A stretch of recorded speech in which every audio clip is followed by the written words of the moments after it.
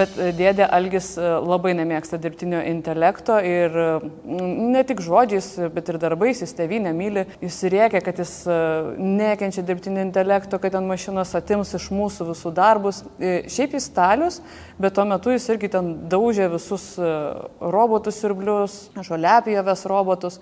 Ir tai nėra jo darbas, bet jis bijo, kad atims tą jo darbą.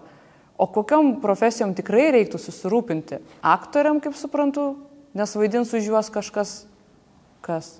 Labiausiai reikia susirūpinti tiem, kurių darbas yra labai rutininis ir mechanistinis, kaip darbas prie konvejerio kai kur ir panašiai. Staliam rizika turbūt nulinė.